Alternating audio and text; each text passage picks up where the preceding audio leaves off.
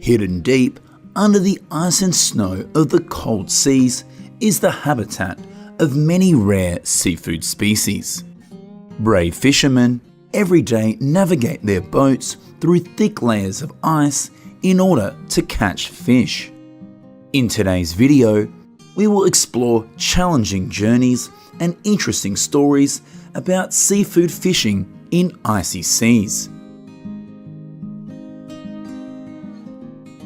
Cod fishing is one of the oldest traditional fisheries. The waters off Block Island are great for cod fishing in the winter. This is because they hold a lot of bait and have extremely well-structured terrain. Fishing is typically done at depths of 90 to 130 feet. Regardless of the means of fishermen use, commercial fishing in winter is one of the most dangerous jobs. This is because boats are susceptible to freezing in harsh winter weather. Significant ice accumulation ranges from 1/4 of an inch to an inch per hour. Fishermen must slow down and change directions in order to reduce ice buildup. They also must remove ice while moving, and this can also reduce risk. When fishing in tropical waters, fishermen do not expose cod to direct sunlight. They are stored in the coolest place immediately after catching.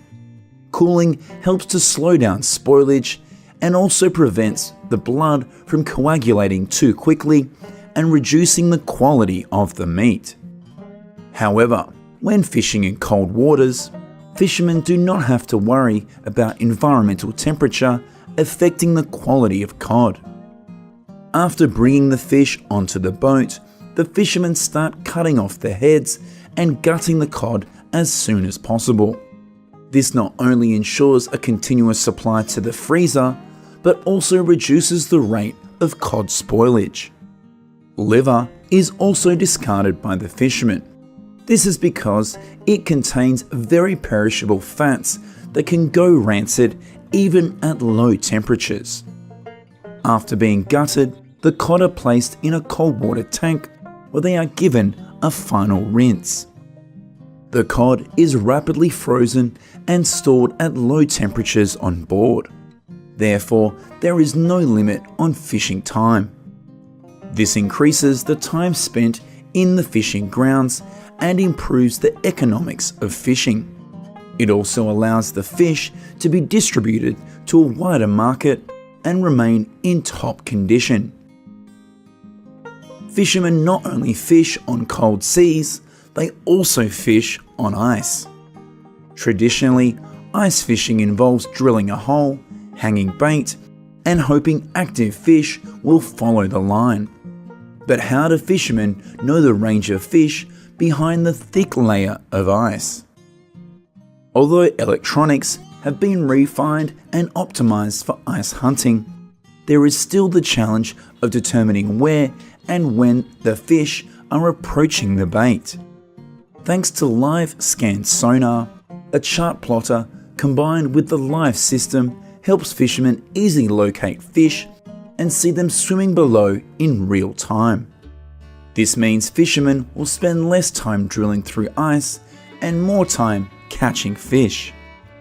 Yellow perch anglers often drill ice 4 to 5 centimeters in diameter because the fish are light in weight. Anglers of larger fish, such as salmon, often use an ice auger that will create a larger hole, making it easier to pull large-scale fish out of the ice hole. For ice fishermen, punching holes or drilling by hand is quite strenuous.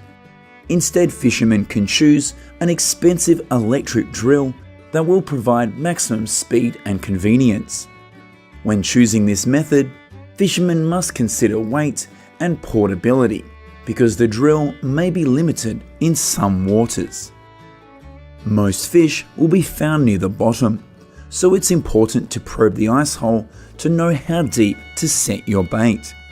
Depending on the swimming tendency of each fish species, fishermen have a suitable way to place bait near the bottom or just below the ice.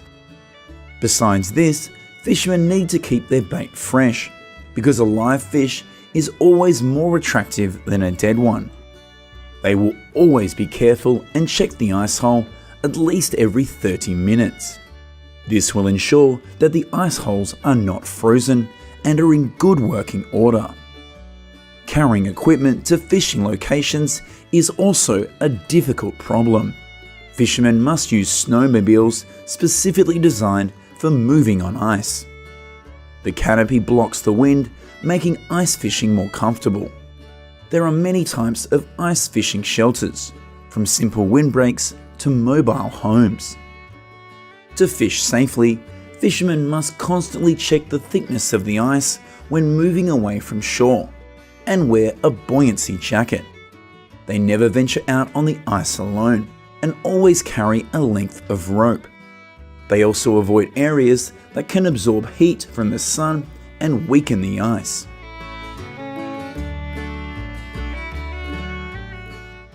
Now we come to the ships that operate at sea for 3 to 4 weeks before returning to shore. These are the king crab fishing vessels. Fishermen willing to take risks, king crab fishing teams prefer to stay close to the ice edge. This is because king crabs prefer freezing water temperatures. King crabs live around the Adak Islands at depths of 600 to 1600 feet.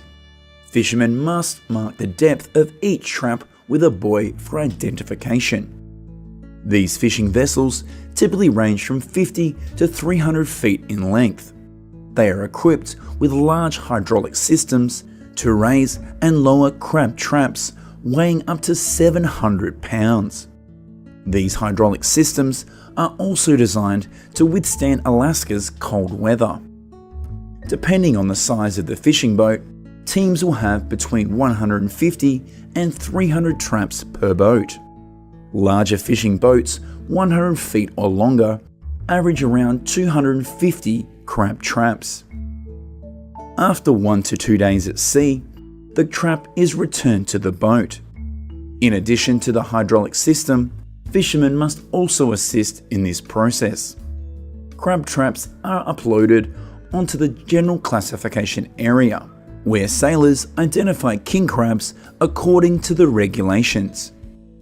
Fishermen must meet a number of legal requirements surrounding king crab size and fishing seasons. Only male king crabs can be kept and quotas are strictly enforced. The box-shaped trap is made from a steel frame and covered with steel mesh to increase the quality from each catch. However, in freezing weather, the ship, equipment and crab traps all freeze. Fishermen must constantly break the layers of the ice on the sides of boats and fishing tools. This will help them to stay safe during fishing. In addition, the Fisheries Commission also encourages vessels to limit crab traps in icy conditions, as this reduces the surface area that can accumulate ice. The average quota per boat is £124,000, with a total revenue of approximately $868,000. The payment to each fisherman working on the trip was approximately $43,400 USD. In general, this is a profession that brings high income but also brings many dangers. According to statistics from the Department of Labor, Alaska king crab fishing is the profession with the highest death rate. Main causes of death include hypothermia or drowning. Crew members were also seriously injured or killed by the heavy equipment used to catch king crab or the dangers of ice accumulating on the boat. The North Atlantic and Arctic are home to some of the world's best seafood, among them cold water shrimp. The cold environments in the northern regions creates perfect living conditions for this wild shrimp. Cold water shrimp populations stretch from Canada in the west to the Barents Sea in the east. Cold water shrimp grow extremely slowly, so the shrimp have firmness, bright pink colour, and a pleasant, sweet flavour. Marine shrimp fishing takes place in remote areas during harsh weather conditions that require sturdy ships to be able to cope with the challenge. About 2 to 4 hours after pulling the net, the shrimp are released into the hold, where a conveyor belt leads them to a buffer tank below deck. After being classified, shrimp that meet the standards will be cooked or stored at -21 degrees Celsius in the ship's hold. Once back on land, the ships will take their catch to processing plants. Here, fresh frozen shrimp are gently thawed and distributed to the market. Cooked shrimp are peeled, packaged, and shipped to customers around the world.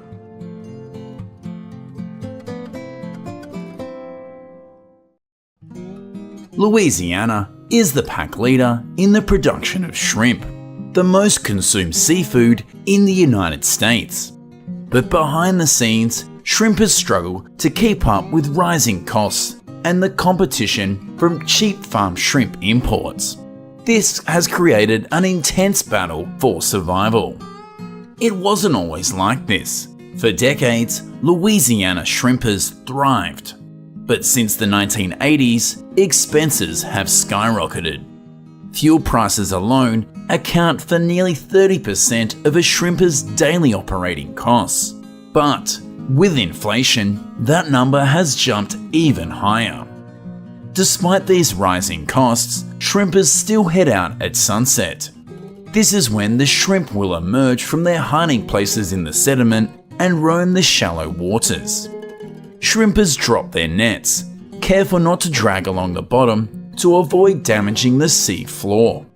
They rely on the current to carry shrimp into their nets. Knowing that shrimp aren't the best swimmers, they drift along, taking a ride on the current. When the nets come back up, the catch is dumped onto the deck. The crew then sorts through it by hand, tossing aside bycatch fish and other marine creatures caught unintentionally, before icing down the shrimp to keep them fresh. Shrimpers often spend 12 to 16 hours at sea, and there's no guarantee of success. Even with precise knowledge and experience, a night's work can turn up little more than a net full of catfish. On top of that, pesky dolphins wait just below the surface, and they sometimes rip holes in their nets to get themselves a free meal, leaving the shrimpers with hours of mending and a lost catch. The price of new nets for shrimpers has even more than doubled, and that of ice for shrimpers has increased from $14 to $26 a block. An average day can yield around 1,000 pounds of shrimp, depending on the season. The primary shrimp caught in the US is the white shrimp, brown shrimp, and a small portion of pink shrimp. Louisiana's shrimpers contribute nearly 100 million pounds to the US shrimp market each year, making it the leading state for shrimp production. Once the shrimp are unloaded at the dock, they begin a swift journey through the processing plant. Many American families have been processing shrimp for over a century, but today there are fewer processors who only work with Gulf shrimp. This plant in Louisiana handles up to 30 million pounds of shrimp annually, using both traditional and cutting-edge techniques. The first step is washing and sorting the shrimp by size. They are then fed into machines that split the shells to create easy peel shrimp. After that, the shrimps are graded and the qualified ones drop into these boxes. Each shrimp is flash frozen at -400 degrees Fahrenheit, which preserves freshness for transportation. Then the shrimps are partitioned into 5-pound bags, each with a traceability barcode.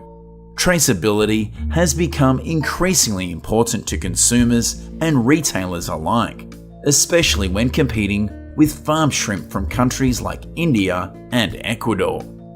Fresh Gulf shrimp, often priced between $7 to $10 a pound, depending on the season, must compete with cheaper, imported varieties. lowering its price down to less than $4 a pound. Once processed, the shrimp are shipped to markets, restaurants, and grocery stores across the country. The US consumes over 1.5 billion pounds of shrimp annually. Fresh shrimp barbecue served in high-end restaurants to the New Orleans famous po' boy sandwiches, an iconic shrimp dish loaded with fried shrimp in a soft French baguette. Approximately 3,000 pounds of shrimp could be consumed weekly in each shop.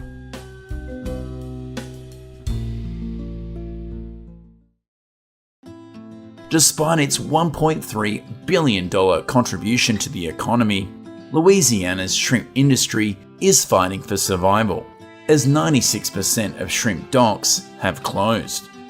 At the heart of the issue is competition from farmed shrimp.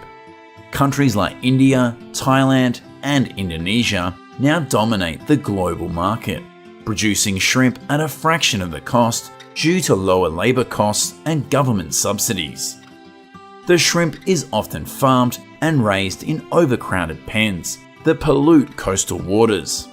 In India, shrimp farms have contributed to the destruction of mangroves, ecosystems that are vital to protecting coastlines and supporting marine life. Without proper oversight, antibiotics are used in these farms, contributing to the rise of superbugs, bacteria resistant to antibiotics, and they've already killed nearly 1.3 million people around the world annually. Shrimp farming in some countries has been linked to forced labour and dangerous working conditions. Many workers, often women, labour for hours in frigid conditions, peeling shrimp by bare hand for meagre wages, often with little or no protective gear.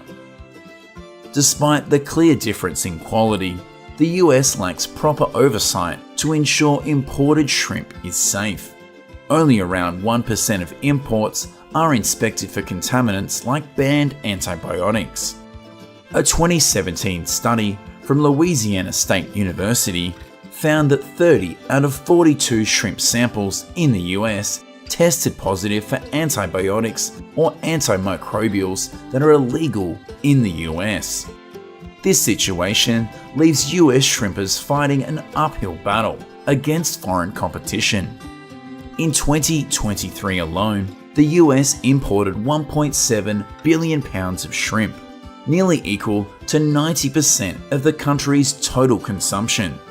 These imports, while 30% cheaper, are putting immense pressure on domestic shrimpers. They now have to compete with shrimp farms that can produce year-round, unlike wild shrimpers who are restricted by seasons and quotas. At its peak in the 1990s, Louisiana's shrimp industry supported 22,000 jobs. Today, that number is shrinking as boats sit idle and processors close their doors, producing 20% less shrimp than at their peak. Many shrimpers have invested their life savings into their boats, hoping to pass them down or sell them for retirement. But now, no one is buying. The market has been flooded with imported shrimp, much cheaper than what local shrimpers can produce. Shrimpers find themselves in a bind. They can't get a decent price for their shrimp, and they can't sell their boats to escape the cycle. Back in Louisiana, some shrimpers are trying to push for change. They want more inspections of imported shrimp and stronger regulations that would level the playing field.